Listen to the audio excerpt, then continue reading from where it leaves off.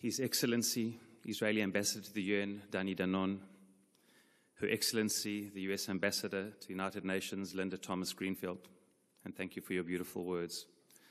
Israeli Consul General to New York, Mr. Ophir Akunis, Your Excellencies, ambassadors from around the world to the UN, community leaders, ladies and gentlemen, I stand here on behalf of 101 hostages and their families. Who would believe today, 1 year later, October 7th, our son, along with 100 others, remain hostage in Gaza. But I stand specifically on behalf of my wife and I and our family for our son Daniel, together with Ali Ziadna for his brother and nephew, Yusuf and Hamza, Bedouin Muslims who remain captive in Gaza, and together with Nadav and Naama Miran and their nieces, Alma, who is 6 months old when her father was taken captive, doesn't know him, prays for him every day, along with Lishai and their entire family. Muslims and Jews, women and men, young and old, from 26 nationalities, including Joshua Malta, a 21-year-old Tanzanian student who was killed in captivity. The Bibas family, all 4 of them, including then Kfir, 9 months old, today 1 year and 9 months. Shlomo Mansour, 86 years old today. I think the best way that I can share with you what it's been like for those 163 days, what we as the hostage families are still going through, is to share a story that happened when I asked my wife during our mourning period, as Your Excellency the Ambassador mentioned, how we mourn. And in our mourning period of the 7 days on the Sabbath, I said to my wife with trepidation, Shelley, how are you feeling? What she said floored me. She said to me, Doron, I can't believe I'm saying this, but I feel a sense of relief that Daniel is dead. I said, relief? I didn't feel that. She said, let me explain. I know that I have the rest of my life to mourn, but as a mother, it's my pain. I feel I can deal with my pain. I couldn't deal with every single day. I couldn't eat, not knowing if Daniel was eating, because he's a very particular eater. I couldn't deal. I could barely shower, not knowing if Daniel had any water. I know now that he did not suffer, he is not suffering, and he will not suffer. As a mother, the fact that although we have no hope, the fact that I know that he's okay, and according to Jewish tradition, in the highest place as a martyr, I feel a sense of relief. My pain is mine forever, but it's my pain. And as a mother, I can deal with that. But the angst and the worry and the fear and trepidation was too much. Ladies and gentlemen, in what world do we live that a mother feels relief at the knowledge that her son is dead? I'll tell you in what world. In the barbaric, warped world of Hamas, Hezbollah, and the Iranian Ayatollahs, in the despicable world of terrorists, torturers, and tunnel-mongerers, warped mind and perverse hearts. And why we should all care, I believe, for the following reason. Why is it something which touches every single human being? I saw this morning a conference which took place exactly 80 years ago today, one of the founding conferences of the United Nations, which began in late September 1944 and ended in Washington, was known as the Dumbarton Oaks Conference, finished on October 7th, 1944, exactly 80 years ago, when the United States, the UK, Russia and China and many other nations of the Allies came together with resolve to say, we need to defeat Nazism forever. Who would have believed that in 1939, not only 6 million Jews would be brutally murdered, but 60 million people would die on the European continent? They were resolute to create an organization, when the League of Nations had become a bit passé, to stand up to Nazi evil. So too today is the call of the hour on this October 7th, 80 years later, to stand up to the horrific terror of human traffickers, not to pay ransom, and not to reward the most inhumane acts of human barbarism. You see, terror is exactly like Nazi-like activity for 3 reasons. Hamas as they have declared time and time again, have no care for their own civilians. Ladies and gentlemen, there's not one bomb shelter in Gaza. I got caught in the ballistic missiles of Iran in Jerusalem. I went into people's homes that I didn't know and sat with them for an hour celebrating the 18-year-old daughter's birthday while 200 rockets were coming over. Every place has a bomb shelter in Israel. Not one. Not one. Zero care for their own civilians, as they themselves say. Only terror tunnels to protect the terrorists themselves.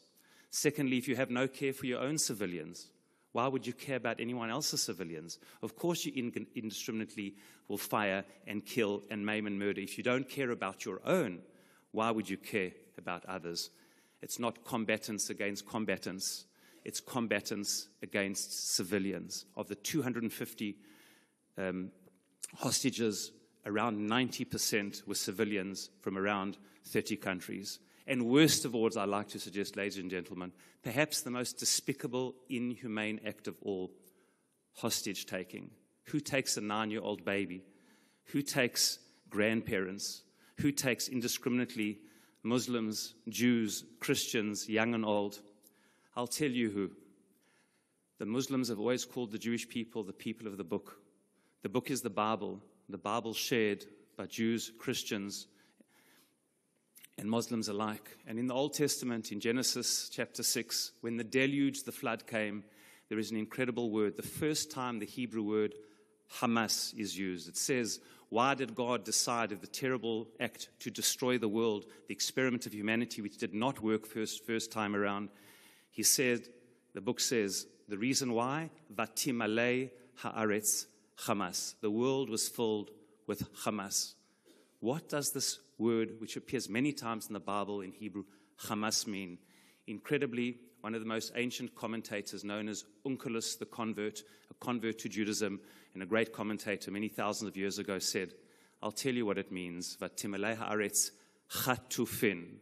Why did the world lose its raison d'etre to exist?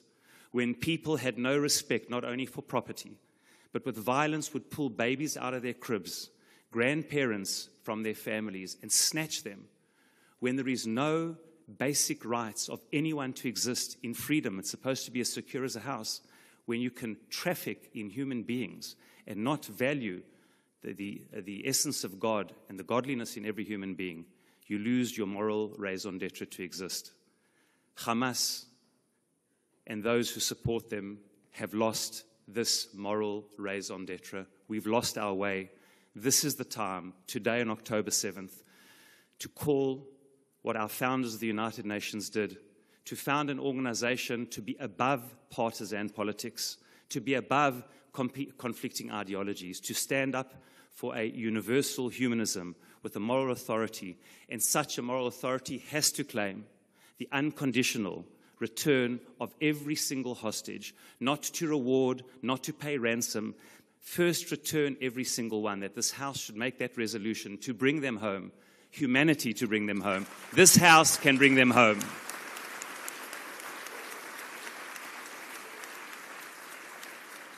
It was John Stuart Mill who said just over 150 years ago at the University of St. Andrews famously that all bad men need, to quote him, is for good men to look the other way in the face of evil. You cannot claim, said Mill, to be good without protesting. Not only does this house have to protest, it was founded to proactively stand for the sake of morality against inhumane barbarism. I'd like to ask, just before concluding, another fellow man of the cloth who we've become very friendly, all the hostage families, Ali, to say a few words in Arabic before I make one concluding comment. Ali, b'chavod.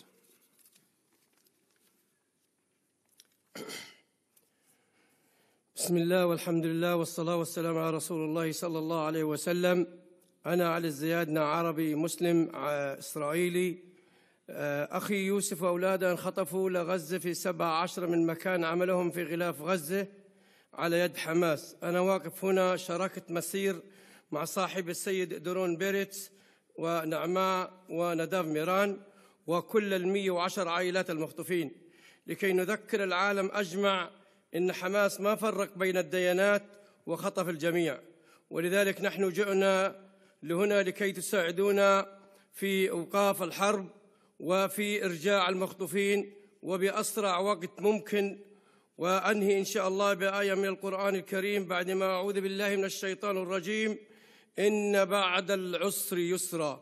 شكرا للجميع. One concluding comment. Amongst those killed of the 1,200 on the day were 22 Bedouins. Amongst those hostages on the day were 8 taken from the Bedouin community, all Muslims, 4 from the family of Hamza.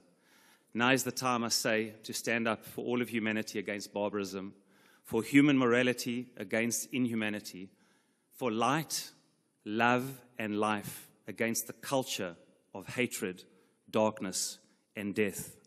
God has promised that the Jewish people will be an eternal people. As Isaiah said, Atem Eidai, you are my witnesses.